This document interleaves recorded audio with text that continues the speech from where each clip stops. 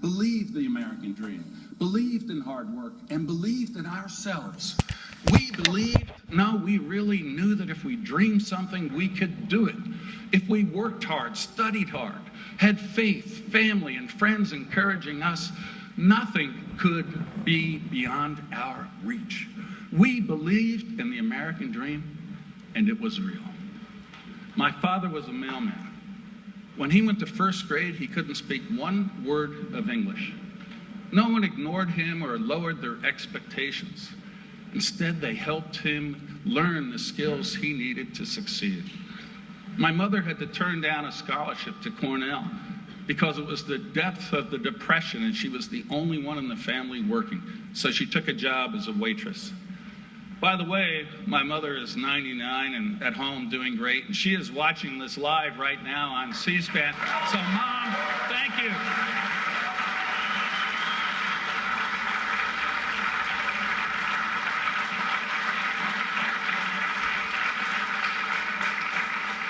They never saw themselves as victims. They were Americans. And though they might not have had every real opportunity for themselves, they knew that their children could accomplish anything.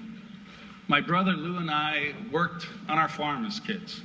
When I was in college, during Christmas and summer vacations, I worked at the Fleischmann's factory with my cousin Bobby. And in the evenings and weekends, we'd come home and work on the farm with our other cousins. For my dad, working 2 jobs was the norm. He'd leave the house 5 in the morning, deliver mail during the day, come home and work on the farm until it was dark. And then if the alarm rang in the middle of the night, he'd answer the bell as captain of our volunteer firefighters. It wasn't always easy for them, but today, my brother's an astrophysicist, and I am a candidate for the highest office in our country.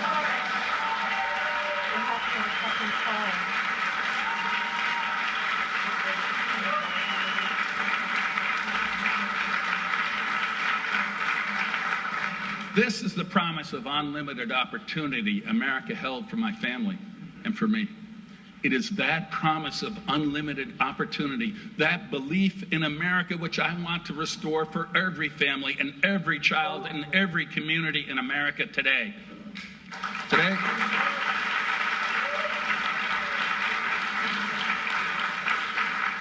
Today, too many Americans feel the best days of America are behind us. That our children aren't going to have the same opportunities that we did. Government has grown too big, too powerful, too expensive, too intrusive.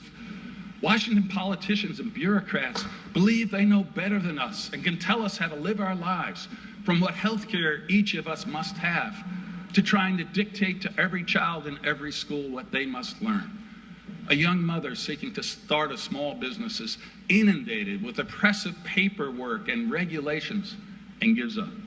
A small manufacturer seeking to build the next plant and create American jobs is faced with excessive taxation and forced to build that factory overseas. Too many Americans feel the path of opportunity is closed to them. We must make sure it's not. The problems we face are real, but I've never been one to dwell on problems. I'm a solutions guy. When you grow up on a farm and you have a problem, you don't ask the government to solve it. You just figure out what needs to be done and go do it. That's the American way. If I have the honor to lead this country, let me tell you some of the things I do right away to get oppressive government off the backs of Americans. Today, there's one former member of Congress lobbying for every current member. And the first thing I would do is say that if you ever served one day in Congress, you will never be a lobbyist. There will be a lifetime ban on members of Congress ever becoming lobbyists.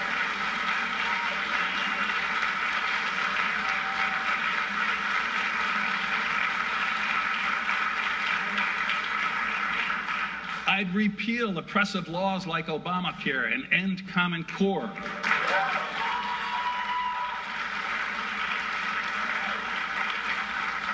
I'd eliminate excessive taxes that crush small business. I'd throw out an incomprehensible tax code written by lawyers at the direction of lobbyists in the interest of the powerful, and replace it with a simpler, lower rates that are fair for all of us.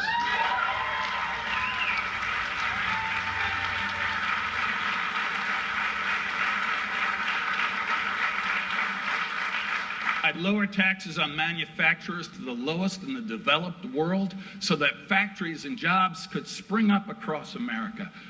And I'd shrink the size of the federal workforce, starting with the bureaucrats overseeing Obamacare, and I'd fire every current IRS employee abusing government power to discriminate on the basis of politics or religion.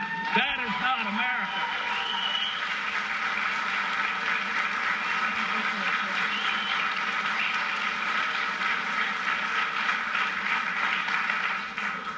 And let's let every Washington politician know, from now on, you're going to live under the same rules and laws that we do.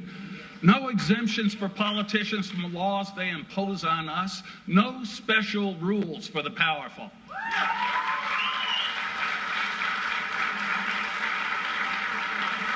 Former governor of New York, George Pataki, has now entered the Republican field to try to win the GOP nomination for the race to the White House. Is, for my count, and I could be wrong because it's getting up there, he is now the 8th Republican to enter, officially throw his hat in the ring. Let's discuss this and much more, that crowded field. Let's bring in, and you see the crowded field right there, our panel. Doug Heye, a former Deputy Chief of Staff for Majority Leader, the House Majority Leader, the Republican Eric Cantor, as well as a former RNC Director of Communications. Let's also bring in John Avlon, CNN political analyst and editor-in-chief of the Daily Beast, and Sarah Murray, a CNN political reporter. Sarah, to start with you, we know that George Pataki, he has flirted with a run for the White House in the past a couple times. What is going to be different this time for him? What does his campaign say? I just feel like at this point, Republicans have looked around and said, everyone else is running, I might as well run too. And I think this is kind of what we're seeing with George Pataki.